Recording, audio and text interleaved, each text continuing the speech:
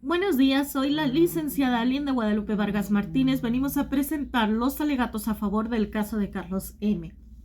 Señor juez, en el caso de Carlos M., el informe pericial psicológico elaborado por el doctor Soto es fundamental para la resolución del proceso. Sin embargo, nuestro análisis revela deficiencias técnicas graves que hacen comprometer su validez y su confiabilidad. Por ello, la tesis de la presente impugnación es porque dicho informe no cumple con los estándares científicos y profesionales establecidos, por lo que debe ser declarado inválido y ordenar una nueva evaluación. La primera debilidad es el empleo del cuestionario de la personalidad X, que no está validado para evaluar capacidades cognitivas relacionadas con el caso de Carlos M. Esto significa que el instrumento no ha demostrado científicamente su capacidad para medir lo que pretende en poblaciones similares a las de mi representado. En este caso, el doctor Soto utilizó dicho cuestionario para determinar la capacidad de Carlos M. para entender las consecuencias de sus actos, pese a que su manual de aplicación indica que está señalado para evaluar rasgos de personalidad, no de juicio crítico. En conclusión, los resultados obtenidos no son confiables y no pueden servir de base para determinar aspectos relevantes al caso, ya que el instrumento no se ajusta al objetivo de la pericia. La segunda debilidad es la ausencia de control de variables que podrían haber influido en los resultados de las pruebas psicológicas aplicados en el caso de Carlos M. Esto significa que los factores externos como el estado emocional del evaluado, la duración de la sesión o las condiciones del espacio de aplicación no fueron ni registrados ni gestionadas. En este caso, Carlos M. fue evaluado después de una jornada de 8 horas sin un tiempo de descanso ni una alimentación adecuada, lo cual la situación aquí presentada pudo afectar su rendimiento en pruebas de memoria y atención. Por lo tanto, los datos obtenidos no reflejan el funcionamiento real de Carlos M., sino su desempeño en condiciones adversas, lo que invalida la interpretación del doctor Soto sobre sus capacidades cognitivas. La tercera debilidad en la interpretación subjetiva de los resultados sin respaldo de estudios científicos ni en la bibliografía especializada. El significado es porque estas conclusiones del informe no se basan en criterios estandarizados, sino en la opinión del perito. En este caso, el doctor Soto concluyó que Carlos M. presenta trastorno de conducta solo por la presencia de 2 ítems positivos en un cuestionario, sin considerar otros factores clínicos ni realizar entrevistas complementarias con familiares o profesionales que conocieran su historial. En este proceso, las conclusiones son arbitrarias y no tienen fundamento científico, por lo que impide que sirvan como un elemento probatorio en este caso. La fundamentación jurídica de la impugnación se fundamenta en disposiciones legales, normativas, profesionales, según el Código Procesal Penal del Estado de Coahuila de Zaragoza.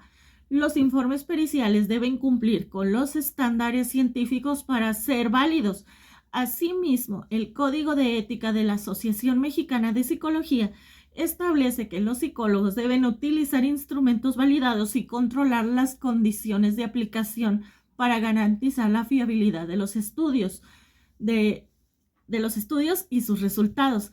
Además, los artículos 14, 16, 17 y 20 de la Constitución Política de los Estados Unidos Mexicanos reconoce el derecho a un proceso justo, lo que incluye contar con pruebas viables y confiables.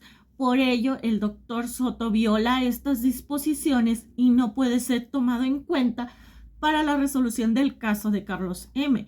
En solución concreta con respecto a esta sala y a su señoría, en atención al análisis realizado sobre el proceso judicial en curso, se hace la solicitud de que se descarte el informe pericial psicológico previamente realizado y presentado, ya que no cumple con los estándares técnicos y éticos establecidos para evaluaciones forenses. Asimismo, solicito se ordene la realización de un nuevo informe pericial, el cual deberá aplicar una serie de pruebas psicológicas completas y adecuadas para lograr el fin legal perseguido, determinar la imputabilidad del involucrado, su estado mental en el momento del hecho y la relación entre su condición psicológica y la conducta delictiva de acuerdo con los lineamientos de la OMS y los marcos normativos del sistema judicial correspondiente. A continuación vamos a contestar las preguntas del proyecto integrador. ¿Qué define la OMS como trastorno mental y cómo se relaciona con el ámbito judicial?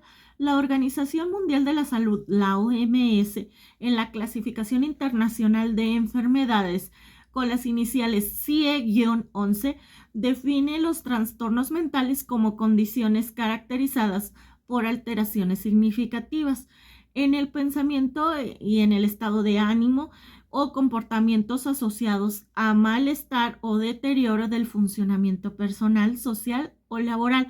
En el ámbito judicial es relevante porque debe de influir en la evaluación de la imputabilidad, que es la capacidad de entender lo ilícito y dirigir la conducta, así como la toma de decisiones sobre medidas de seguridad, tratamiento en centros penitenciarios o la validez de actos jurídicos. ¿Qué aspectos se evalúan para determinar la responsabilidad penal de una persona? Los principales aspectos son la imputabilidad, el estado mental en el momento del delito, la intencionalidad o negligencia y la existencia de causales de exclusión de la responsabilidad. ¿Cuál es la diferencia entre un diagnóstico clínico y un diagnóstico forense en el ámbito judicial y por qué es relevante para determinar la imputabilidad? En el diagnóstico clínico se centra en identificar el trastorno mental, en su etiología y en su tratamiento necesario para mejorar la salud del paciente. En el diagnóstico forense, además de identificar el trastorno, evalúa cómo éste influyó para la conducta del individuo en el momento del hecho, la capacidad de entender su ilicitud y controlar sus actos. ¿Cómo crees que el conocimiento sobre la psicopatología forense puede aplicarse en tu comunidad para prevenir delitos relacionados con trastornos mentales? Algunas de las aplicaciones son implementar programas de detección temprana de trastornos mentales en la escuela, centros de salud y centros comunitarios vulnerables para ofrecer tratamiento antes de que la condición conduzca a conductas de riesgo.